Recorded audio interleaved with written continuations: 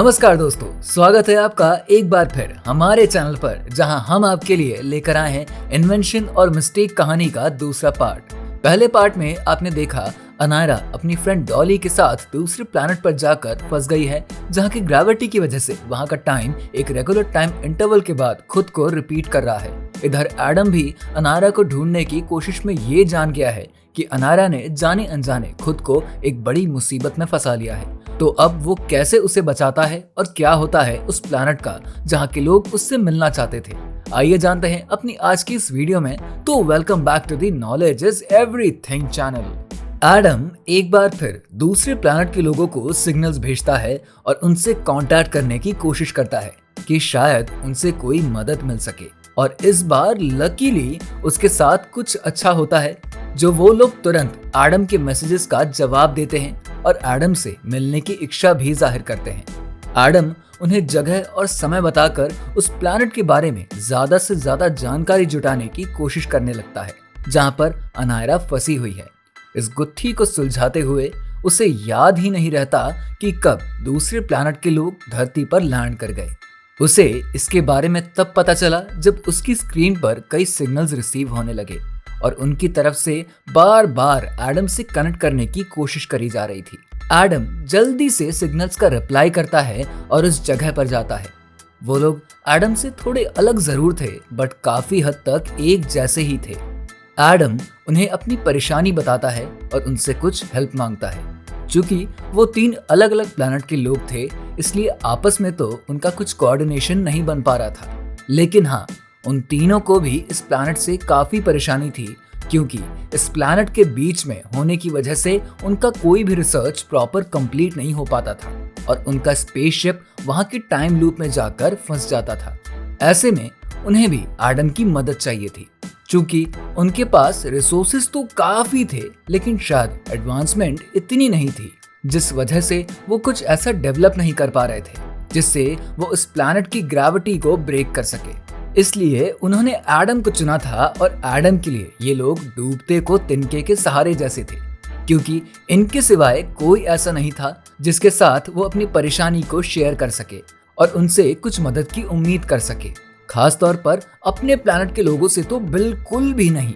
सब ने मिलकर कोई ऐसा स्पेसशिप बनाने का डिसाइड किया जो इस ग्रेविटी को तोड़ सके, कुछ इतना पावरफुल जितना इससे पहले कभी भी किसी ने ना बनाया हो। इधर अनायरा के आने की खबर जैसे ही इस प्लैनेट के लोगों को पड़ी, उन्होंने अनायरा को किडनैप कर लिया और उस पर ढेर सारे रिसर्चेस शुरू कर दिए, क्योंकि वो खुद भी अपने प्लैनेट की इस ग्रेविटी की वजह से इससे बाहर नहीं जा पाते थे और स्पेस वर्ल्ड को एक्सप्लोर नहीं कर पाते थे। उन्होंने तो बस जैसे तैसे करके एडम को इसलिए रोकना था, क्योंकि अगर एडम ने कुछ नया खोज लिया तो शायद वो उस प्लैनेट को तबाह कर देगा और फिर उनका अस्तित्व खत्म हो जाएगा। क्योंकि अपने एक्स्ट्रा ऑर्डिनरी एक्सपेरिमेंट्स के लिए कई बार एडम जिन पार्टिकल्स पर रिसर्च करता था, कहीं ना कहीं वो पार्टिकल्स और वो वेव्स इस प्लैनेट की ग्रेविटी को और स्ट्रॉन्ग कर रहे थे। वैसे उन्हें अपनी बात समझाना अनायरा के लिए कोई इतनी बड़ी परेशानी नहीं थी, क्योंकि फिलहाल के लिए उसकी प्रॉब्लम और उस प्लैनेट के लोगों की प्रॉब्लम ऑलमोस्ट सेम ही थी और दोनों को इस प्लैनेट की इस ग्रेविटी को ब्रेक करना था। और अनायरा तो लर्न करने में इतनी एक्सपर्ट थी कि उसने इनकी लैंग्वेज में पहले ही महारत हासिल कर ली थी। सो उसके लिए अपनी बात इन लोगों को समझाना इतना भी मुश्किल टास्क नहीं था। अगर कुछ उसके लिए मुश्किल था तो वो इस परेशानी का हल ढूंढना था। फिलहाल के लिए उसने उन्हें बताया कि वो एडम के द्वारा भेजी गई कोई प्रॉब्लम नहीं है जो उनके प्लैनेट को खत्म करने आई है, बल्कि ये सिर्फ उनके द्वारा भेजे गए मैसेजेस का ही नतीजा है जो वो यहाँ आए और यहाँ आकर फंस गए। अभी के लिए वो भी इस पर ही रिसर्च कर रहे हैं कि कैसे इस प्लैनेट की ग्रेविटी को तोड़ा जाए। उसने जैसे तैसे करके इतनी बात कन्विंस कर ली थी वहां के लोगों को, और खुद भी इस सोच में पड़ी थी कि आखिर कैसे यहाँ के टाइम लूप को खत्म किया जाए। इस बारे में ज्यादा जानने के लिए उसने यहाँ के लोगों से बात करी और उन्होंने बताया कि ऐसा हमेशा से नहीं था, बल्कि उनकी प्लैनेट पर एक ऐसा साइंटिस्ट था जिसका नाम डेक था, जिसने कुछ बहुत ही नायाब खोज करी थी और उसकी मदद से वो समय को आगे पीछे कर सकता था। उसने साइंस की मदद से इस प्लैनेट की ग्रेविटी को काफी हद तक इंक्रीज किया था और उसका कनेक्शन टाइम ट्रैवल में अपनी दादी की एक पुरानी घड़ी से किया था, जो एक तरह से एक टाइम पीरियड से दूसरे टाइम पीरियड में जाने का एक जरिया था, जिससे समय का सारा कंट्रोल किया जा सकता था। और उस घड़ी के मुताबिक ही एक रेगुलर टाइम पीरियड के बाद वो उस प्लैनेट की ग्रेविटी को घटाता बढ़ाता था और टाइम के अलग अलग स्लॉट्स में ट्रैवल करता था। एक बार उसने अपनी 30 साल की उम्र में अपना भविष्य देखने के लिए समय चक्र को आगे किया और वहां अपनी दादी की फेवरेट घड़ी लेकर आया। लेकिन उसने ये टाइम ट्रैवल सिर्फ कुछ घंटों के लिए किया था, बट वहां जाकर उसके साथ कुछ ऐसा हुआ कि उसे समझ ही नहीं आया कि आखिर ये घंटे कब बीत गए और उसके पास अंतिम के 5 मिनट बचे थे, जहां से वो जल्दी जल्दी करके वापस आने लगा। लेकिन इस बीच उसकी घड़ी कहीं गिर गई, जिस वजह से वो भी वहीं फंस गया और घड़ी के अनकंट्रोल होने की वजह से यहाँ की ग्रेविटी हमेशा के लिए बढ़ी ही रह गई और वो टाइम इंटरवल रिपीट होता रहा। और उसके बाद से यही घटना शुरू हो गई, जिस वजह से इस प्लैनेट का ये टाइम लूप शुरू हो गया और यहाँ की ग्रेविटी इतनी स्ट्रांग हो गई कि कोई उसके एरिया से बाहर जा ही नहीं पाया।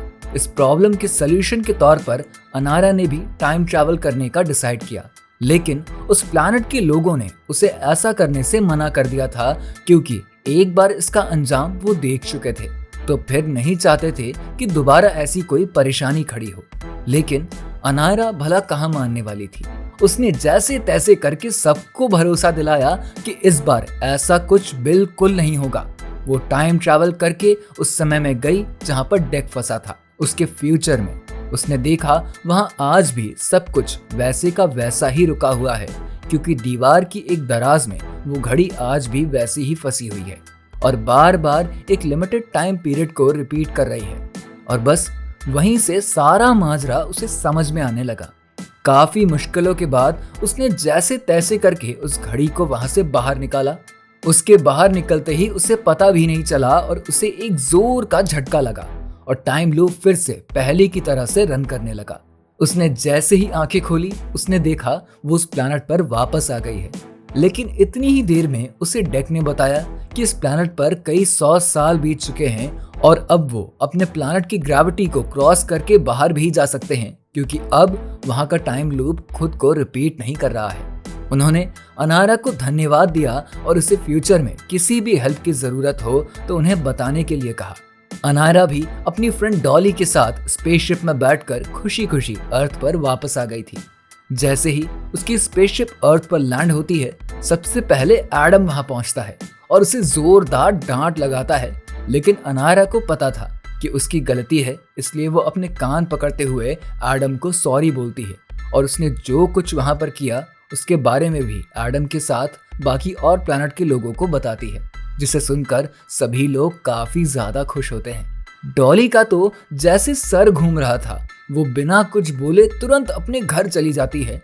और अब चूंकि किसी भी ऐसे स्पेसशिप की जरूरत नहीं थी और बाकी के प्लैनेट के लोगों की परेशानी भी अब अनायरा ने सॉल्व कर दी थी, इसलिए वो भी एडम और अनायरा को धन्यवाद करते हुए वापस अपने प्लैनेट को लौट जाते हैं।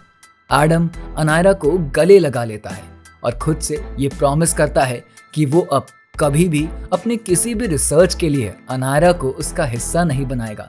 साथ ही अनायरा भी उससे प्रॉमिस करती है कि वो बिना उसे बताए उसकी किसी भी चीज को हाथ नहीं लगाएगी और ना ही किसी रिसर्च को डिस्टर्ब करेगी। दोनों साथ में पार्क में घूमने जाते हैं और आज काफी दिनों बाद अनायरा और एडम साथ में एक अच्छा टाइम बिताते हैं और हमारी कहानी यहाँ पर आज खत्म होती है। आपको स्टोरी कैसी लगी हमें कमेंट में जरूर बताइए। वीडियो पसंद आया हो तो इसे लाइक और शेयर करके हमारे channel the knowledge is everything को सब्सक्राइब करना ना भूले। Till then bye bye.